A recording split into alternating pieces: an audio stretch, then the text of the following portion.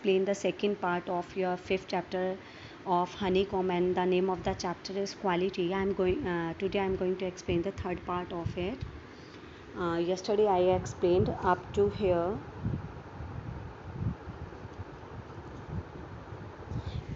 Yesterday I told you about Mr Gessler कि Mr गैसलर कितने perfect shoes man करते थे.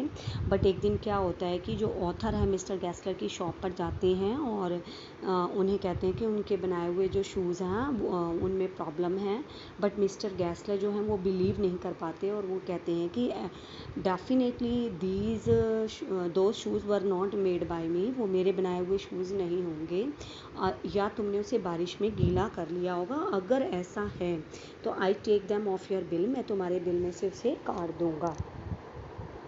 Now today I am going to explain further. Once I went absent-mindedly into his shop in a pair of boots bought in an emergency at some large firm. एक दिन क्या हुआ, मैंने एक बहुत बड़ी फर्म से एमरजेंसी में एक पेयर जो है बूट्स का ख़रीद लिया था और उसे पहनकर मैं absent-mindedly मिस्टर गैसलर की शॉप पर चला गया. He took my order without showing me any leather. उन्होंने मुझे कोई भी लेदर नहीं दिखाया, कोई भी पीस लेदर का नहीं दिखाया. And he took my order, okay, without showing any leather. उन्होंने मेरा ऑर्डर ले लिया. I could feel his eyes penetrating the inferior covering of my foot.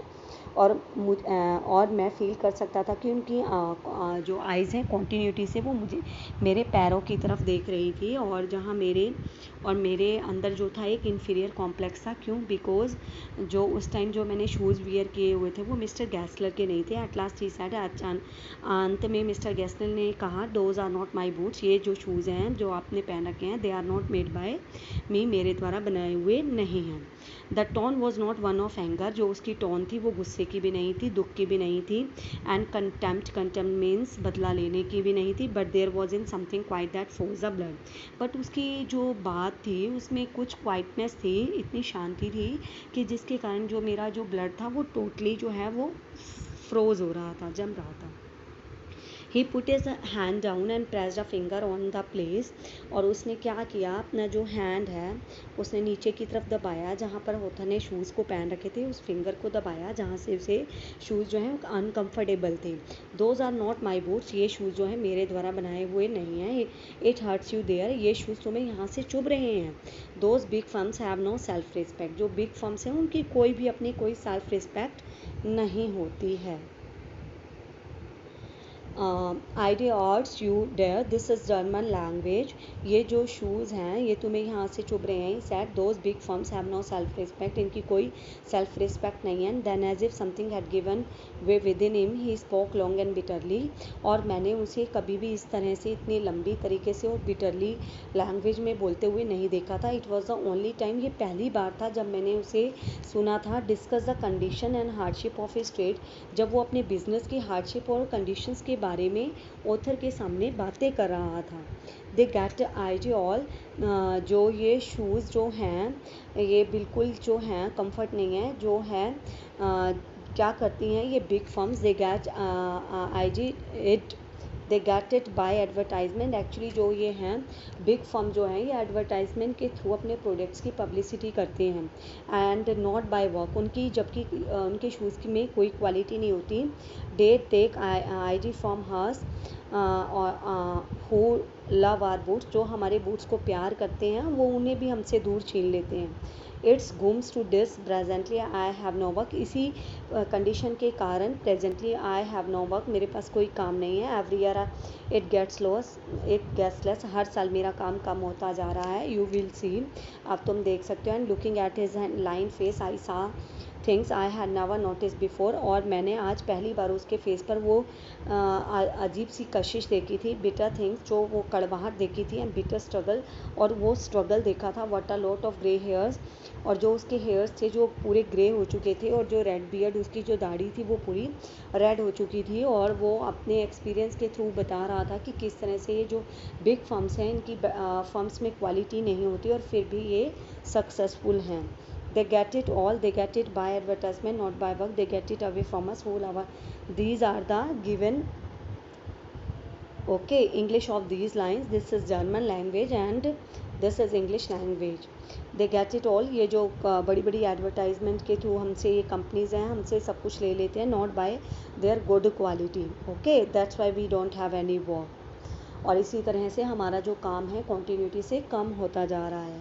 अब क्या होता है कि जो बड़ी बड़ी एडवर्टाइजमेंट के थ्रू जो कंपनीज़ हैं, जैसे आप देखते हो कोई भी एडवर्टाइजमेंट, जैसे शैम्पू की देखी आपने, या आपने बॉर्नविटा की देखी, या किसी भी चीज़ की, तो आपको लगता है कि ये एडवर्टाइजमेंट देख के कि ये प्रोडक्ट जो हैं दे आर द बेस्ट, और आप अपने पेरेंट्स को कंपेल करते हो कि we want to purchase that.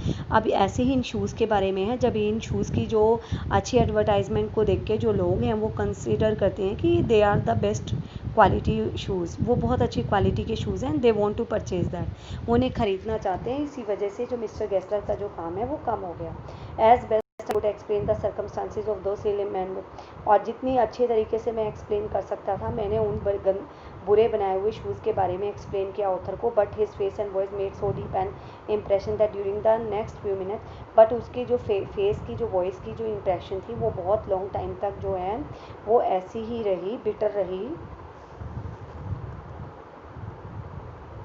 I ordered many pairs, author ने क्या किया, अब उसकी बारे में सुन के, बिजनेस के बारे में सुन के काफ़ी सारे पेयर के जो हैं ऑर्डर दे दिए। दे लास्टेड लॉन्ग देन एवर, वो पहले से भी बहुत ज़्यादा लॉन्ग टाइम तक चले क्योंकि वो अच्छी क्वालिटी के थे।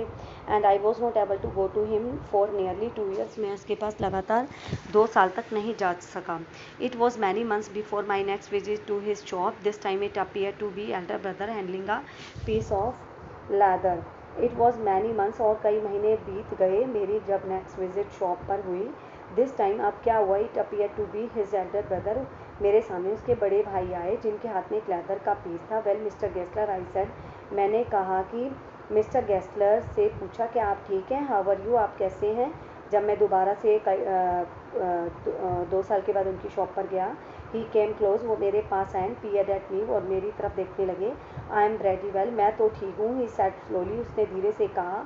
But my elder brother is dead, but जो मेरे बड़े भैया हैं उनकी डेथ हो चुकी है। I am pretty well but my elder brother is dead, मैं ठीक हूँ बट मेरे बड़े भैया की डेथ हो चुकी है। And I so that it was Indeed himself but how aged and when, और मैंने देखा कि वास्तव में कितने चेंजेस आ गए थे मिस्टर गैस्लर में, जो वो अब एज्ड दिखने लगे थे। And never before I had mention is, और मैंने सुना था कि कभी भी उन्होंने अपने बड़े भाई के बारे में मेंशन नहीं किया था। It was the first time वो पहली बार अपने ब्रदर के बारे में बात कर रहे थे। मच शॉक, मैं बहुत शॉक था। आई मरमर्ड, मैं बुदबुदा, oh I am sorry, where I really sorry, do you want any boots, क्या तुम्हें कोई पेयर शूज़ के चाहिए। इट्स अ ब्यूटीफुल पीस, यह जो लेदर का पीस है बहुत ही ब्यूटीफुल है। यस ही आंसर्ड, ऑथर ने जवाब दिया, यस ही वांट, वह चाहता है। He was a good man, author ने बोला कि आपके जो भैया थे वो बहुत ही अच्छे थे। He made a good boot, वो बहुत अच्छे बूट्स बनाते थे। But he is dead, but उनकी डेथ हो चुकी है। And he touch the top of his head, और इसके बाद उसने अपने हेड को टच किया। So it's my request to all my dear students, please like and subscribe all videos. If you want to see more and more videos on YouTube, the fourth part I will send you tomorrow. Thank you, have a nice day.